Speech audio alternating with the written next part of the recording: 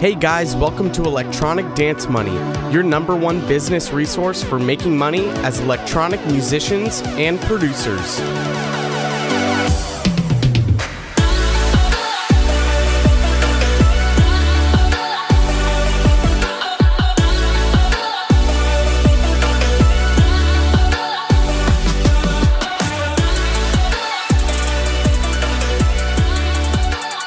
Hey guys, welcome back to another episode of Electronic Dance Money. My name is Christian Casito. I am your host, and today we've got another solo episode.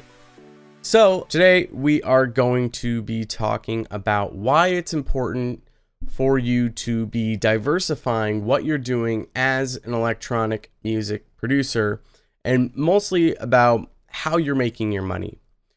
So let's talk a little bit about how the industry works a little bit, especially for electronic music producers, or maybe even just shine a little bit of realism onto the scene. Being a touring artist is extremely difficult. Ask any artist that tours, they'll tell you it quickly turns into a job. It's super fun. It's a fun job to have, but it's super exhausting and can be very stressful sometimes, especially if you're on the road for a long period of time. And getting to that point where you can be a touring artist is even more difficult.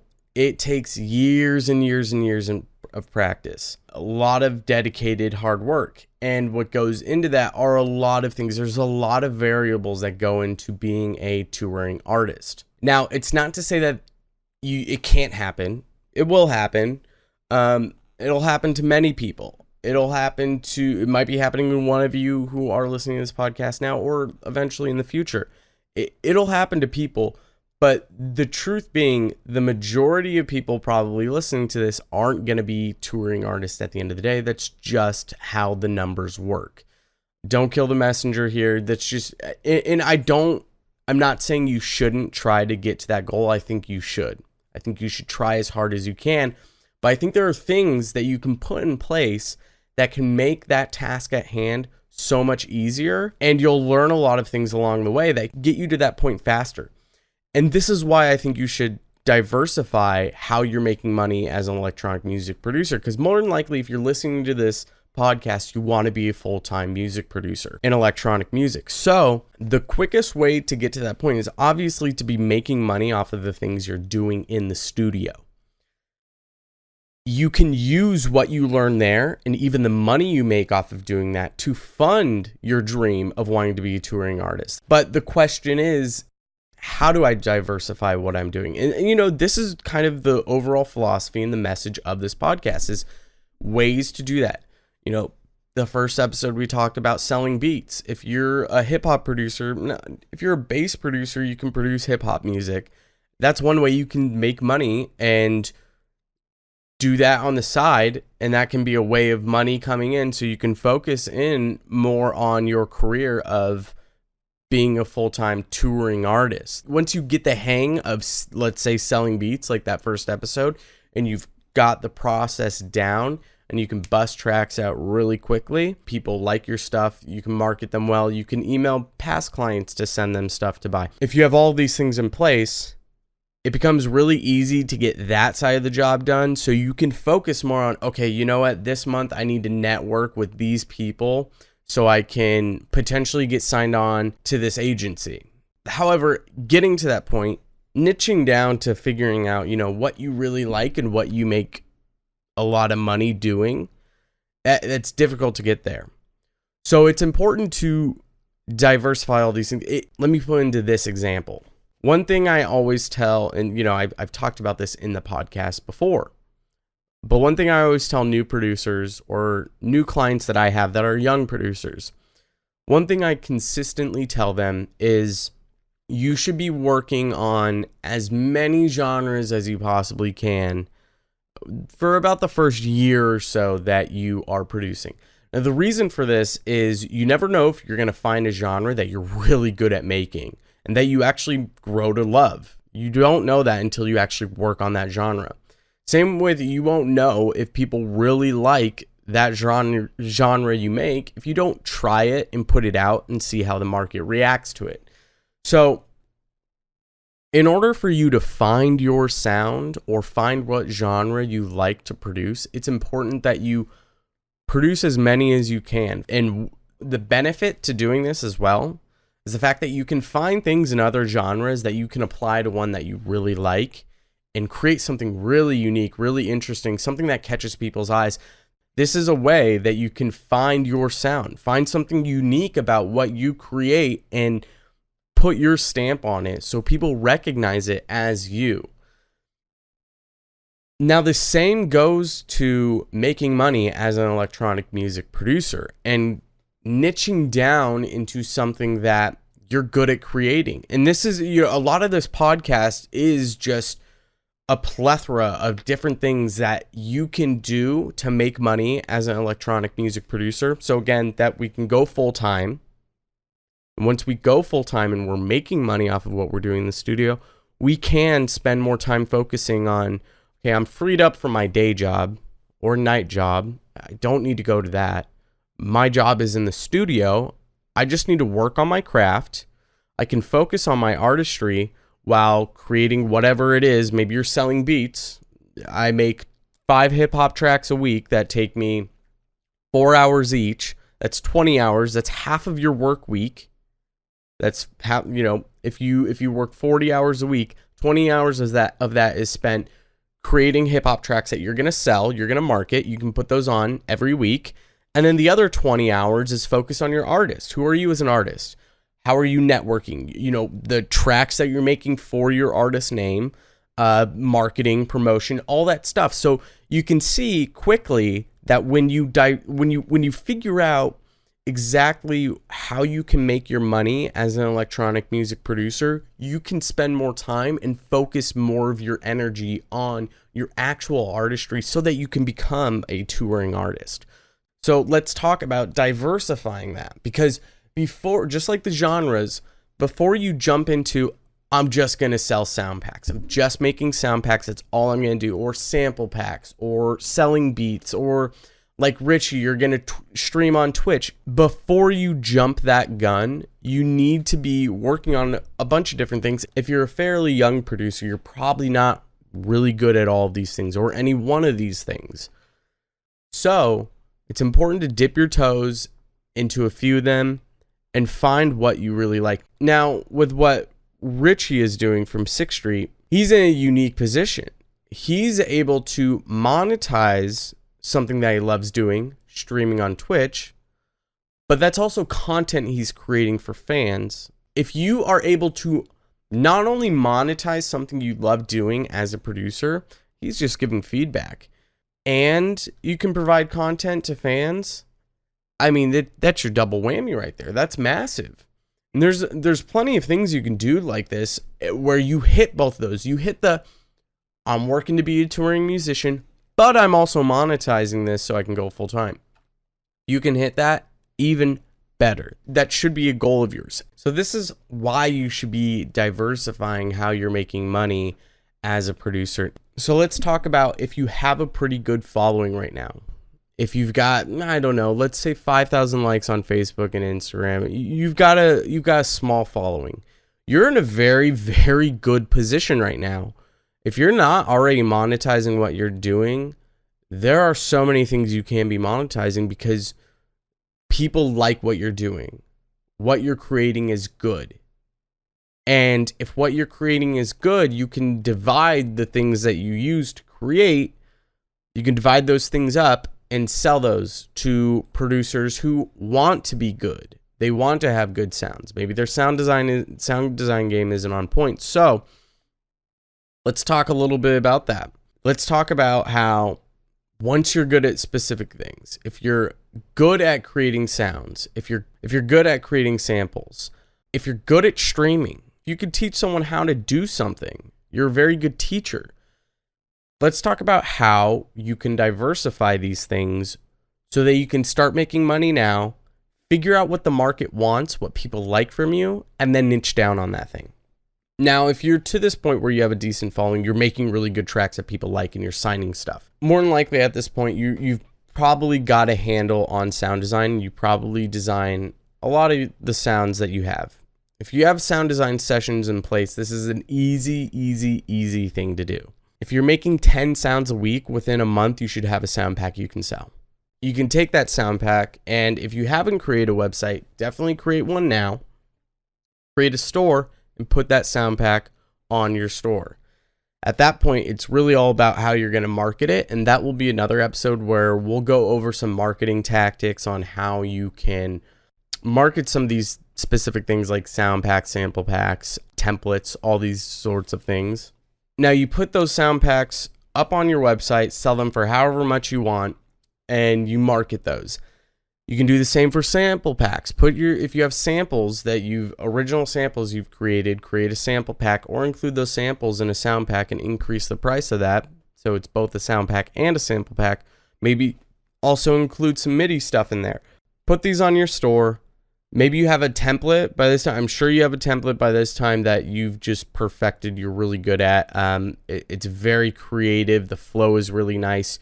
If you can duplicate this template in other DAWs that you have, even better, because you can sell the template as well as the video tutorial showing you how to use the template properly, how you use it in a project. This is something you could sell for like $100. Maybe you want to do some coaching. You want to teach some people some of the things you learn. This is something you can also market. You can put on your store that people can purchase and then schedule some time with you. So, if you're at this point where you have somewhat of a phone, you're getting into the semi-pro space. You're no longer an amateur bedroom producer. You've got 5,000 followers, 10,000 dedicated followers. This is something you can put out that people will react to. I guarantee you have producers that are interested in what you're doing, and you're already talking to them more than likely because they reached out to you to ask some questions. So you're in a very unique position at this point. This is where you can start to diversify how you're making money. Maybe you're not full-time. Maybe you're playing some local shows or some regional shows. You're not touring. You don't have an agency. You don't have a manager. You're not being signed to major labels, but you have this following in place and you're still working your day job. This is where you can start to transition and start playing in the market a little bit to figure out what it is that people want from you, what you're good at, and how you can actually start to make money on these things. So what you want to do is you want to take these basically they're day-to-day tasks, weekly tasks that you're doing in your projects, figure out how you can package them, whether it's a sound pack, whether it's a sample pack, whether they're business coaching lessons. Maybe you design all of your cover art so you can sell cover art to other producers. These are ways that you can put yourself out on the market, diversify how you're making your money. And once you start making sales, just like the first episode with Danny Troya, where we talked about selling beats, how you want to make a bunch of different type beats until one sells and then go, what is that? Let me try focusing more on that. If more sell, that's a market saying double down. Same thing goes with this. If you're creating really unique sounds that people can't get on Splice, that people love, and you're marketing this sound pack and it's going off the shelf, but your sample pack's not doing shit, or your coaching's not really doing anything, or maybe people are wanting to coach because of sound design, then you could do sound design lessons. This is a part of the market where it's telling you you're good at this. Why don't you focus on this? You can make good money off of sound design or sound design lessons so that you can start funding this career that you want, this dream of yours. You can start making an income off of sound design. Maybe you're only spending 5 hours a week-ish on sound design to create these sound packs that are making you money. 5 hours a week, you can make enough money to where it's supplementing most of your income, where you can maybe cut your hours at your job. That means you have more time to focus on this overall path of, I want to be a touring artist. Okay, well, guess what? Now I have 6 hours, maybe 4 hours out of my day that's freed up to where I can go start networking more, finding agencies where I can start talking to the people that work there so I can get an in, or start going to more shows to get introduced to more promoters, to play more shows, to get more fans, or start creating more content to put out for my fans. Quickly, you realize how by diversifying how you're making money as an electronic music producer, and then the market tells you what you should be doing, niching down and focusing on that, making a good chunk of money from that, supplementing your income, you can focus on being that touring artist, of getting those fans. You free up the time restraints that you have from having a day job and not being able to focus on your artistry and what you want to do as a producer. So this is why I think it's super important for producers to be very open to how they're willing to make money. I see a lot of producers who are just going, I just want to make music. And I understand that. I get that. Everyone does. Just want to make good music. You want to put it out there for people to love. It's difficult to do that when you're not able to get out of the restraints of having a day job. And the quickest way to get out of that is to figure out how can you supplement that income with what you're doing in music. And there's electronic music producers are in such a unique position where you're constantly creating things on a day-to-day basis or a weekly basis that can be monetized. There's not a lot of other genres or jobs in the music industry where that can apply. As an electronic music producer, I mean, there's so many different avenues you can take to monetize things. I mean, you're in a unique position. You can do one of two things. You can focus on just making music and trying to network. And I think networking is great. And I think if you want to do that, more power to you, do it. Do it. I think you should. I think you should try. Because you never know if you're going to be that person where you just do that and everything falls in place for you and you can become a touring artist. The fact of the matter is, most of you aren't going to be in that position. That's just the truth, and it sucks to hear. But you are in the position where you can take the time to create things, look at what you're doing, see if there's a market for it, see if people are interested in templates, they're interested in coaching, they're interested in sound packs, sample packs. There are people out there looking for that sort of thing. It's just a matter of how you provide value to those people, how you get them hooked, how you pull them in. And once you can do that, you can start making money and be your own boss, work in the studio full time, so you can free up this time restraint you have so you can focus on being an artist. So it's a short episode this week. That's what I wanted to talk about. This is something I've been thinking about a lot. I think it's super important for artists to diversify how they're making money. And I want you to look at everything that we talk about in this podcast as being, pretty objective. You don't have to do everything that's said in this. A lot of it is just you being able to pick and choose what you like, what you want to apply, see if it works, and run with it.